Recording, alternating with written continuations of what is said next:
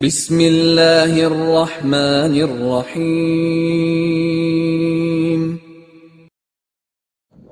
السلام علیکم ورحمۃ اللہ وبرکاتہ۔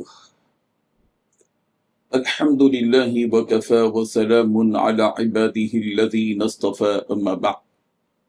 حاضرین و ناظرین، یہ درس حدیث نمبر 114 ہے، اور آج کا عنوان ہے حضرت عمر رضی اللہ عنہ جب تورات کا نسخہ رسول رحمت صلی اللہ علیہ وسلم کے پاس لے آئے تو اس وقت کیا ہوا۔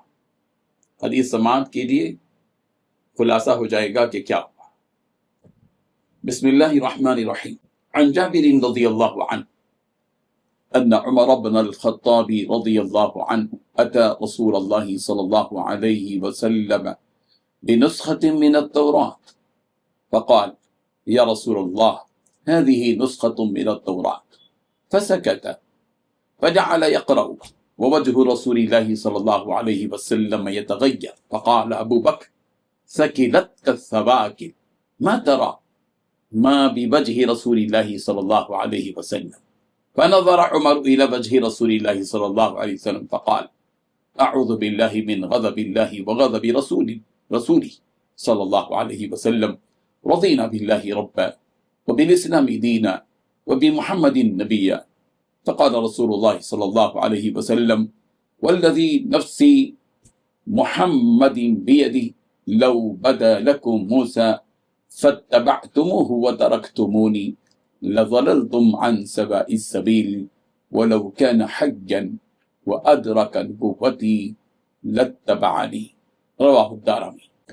ترجمہ یوں ہے، حضرت جابر رضی اللہ عنہ سے روایت ہے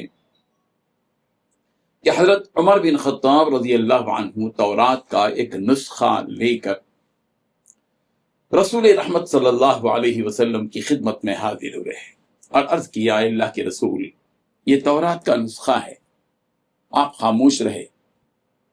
اور انہوں نے اسے پڑھنا شروع کر دیا حضرت عمر فاروق نے، جبکہ رسول رحمت صلی اللہ علیہ وسلم کے چہرے مبارک کا رنگ بدلنے لگا۔ حضرت ابوبکر صدیق رضی اللہ عنہ نے فرمایا، گم کرنے والی تمہیں گم پائیں، تم رسول رحمت صلی اللہ علیہ وسلم کے رخ انور کی طرف نہیں دیکھ رہے ہو۔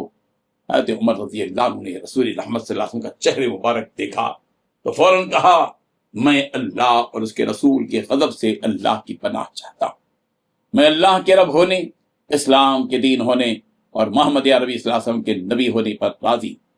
رسول رحمت صلی اللہ علیہ وسلم نے ارشاد فرمایا، اس ذات کی قسم جس کے ہاتھ میں محمد کی جان ہے، اگر موسیٰ علیہ السلام بھی تمہارے سامنے آ جائیں اور تم مجھے چھوڑ کر ان کی اتباع کرنے لگو تو تم سیدھی راہ سے گمراہ ہو جاؤ گے، اور اگر وہ زندہ ہوتے اور وہ میری نبوت کا زمانہ پا لیتے تو وہ بھی میری ہی اتباع کرتے۔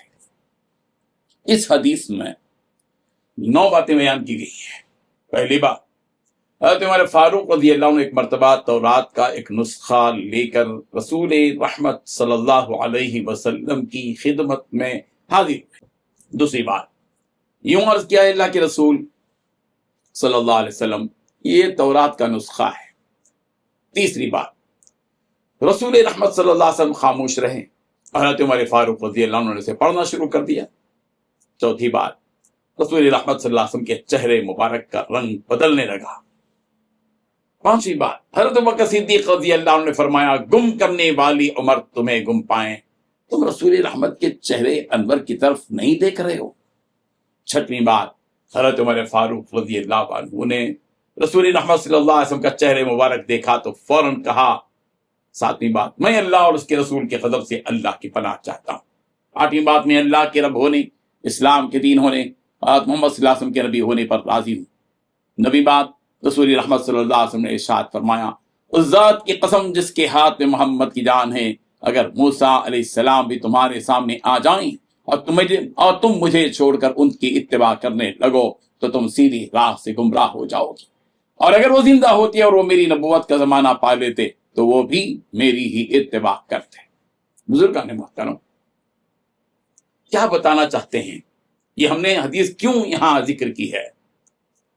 چونکہ ہم وہ احادیث آپ کے سامنے مسلسل پیش کر رہے ہیں جن احادیث میں آسمانی کتابوں کے تذکرے ہیں، تورات، زبور، انجیل وغیرہ۔ آپ قرآن مجید. ہم یہ ترتیب پہلے آسمانی کتب میں تورات اور زبور اور انجیل کے تذکرے کہاں کہاں ہیں وہ احادیث آپ کے سامنے پیش کر رہے ہیں.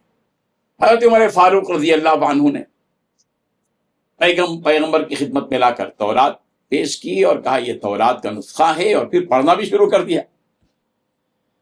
اللہ کے نبی صلی اللہ علیہ وسلم کا چہرہ بدل گیا. کیوں؟ قرآن مجید کے سامنے ہوتے ہوئے تورات کو پڑھنا اور اس میں کیا ہے دیکھنا، اس کی کیا ضرورت ہے؟ تورات، زبور، انجیل اپنی جگہ آسمانی کتابیں ہیں، ان کا تقدس اگر وہ اصلی شکل میں ہیں تو بحال ہے، اور ان پر ایمان لانا ہر مومن و مسلمان کی ذمہ داری ہے، لیکن ان آسمانی کتابوں پر عمل نہیں کیا جائے گا، وہ منسوخ ہیں عمل کے اعتبار سے. قرآن مجید کے آ جانے کے بعد اب کسی دوسری آسمانی کتاب کو پڑھنے کی، اس پر عمل کرنے کی، اس کو سمجھنے کی ضرورت نہیں ہے. ہاں جو کوئی ریسرچ کرنا چاہتا ہو، دیکھنا چاہتا ہو، وہ الگ سے عمل کی نیت سے، اتباع کی نیت سے دیگر آسمانی کتابیں پڑھی نہیں جائیں گی. پیغمبر کا چہرہ بدل گیا. حضرت عمر فاروق کو حضرت بکر صدیق رضی اللہ عنہ نے چوکنا کیا، الرٹ کر دیا. کیا ہے عمر، دیکھتے نہیں ہو سرکار کے چہرے کو؟ تمہاری ماں تمہیں گم کرے. عرب کے زمانے میں اس قسم کی باتیں کہی جاتی تھیں، تمہاری ماں تمہیں گم پائے. یہ بھی ایک تہذیب کا ایک حصہ تھا، ان کا ایک کلچر تھا بولنے کا. اللہ کے نبی صلی اللہ علیہ وسلم جب حضرت عمر فاروق کے سامنے بات آئی تو حضرت فاروق چونک گئے. فوراً پیارے پیغمبر سے کہنے لگے کہ اللہ کے رسول صاحب، میں اللہ کے رب ہونے پر، دین اسلام کے دین ہونے پر، اور آپ محمد عربی صلی اللہ علیہ وسلم کے نبی ہونے پر راضی اور خوش ہوں بس. پھر سرکار نے آگاہ کیا کہ جس کے ہاتھ میں محمد کی جان ہے، سنو، اس ذات کی قسم کھا کر کہتا ہوں اگر موسیٰ بھی تمہارے سامنے آ جائیں اور تم مجھے چھوڑ کر ان کی اتباع کرنے لگو تو باوجود نبی کی اتباع کے تم سیدھی راہ پر نہیں ہو، اس لیے کہ اب موسیٰ کی شریعت نہیں چلے گی، شریعت محمد ہی چلے گی. تورات پر عمل نہیں ہوگا، قرآن پر عمل ہوگا. اور پھر یہ بھی بات بتائی سرکار نے کہ اگر موسیٰ زندہ ہوتے اور ان کو میری نبوت کا زمانہ مل جاتا تو وہ میری اتباع کرتے، اپنی شریعت نہ چلاتے. اللہ تبارک و تعالیٰ ان حقیقتوں کو سمجھنے کی توفیق عطا فرمائے. آمین. وآخر دعوانا الحمد للہ رب العالمین.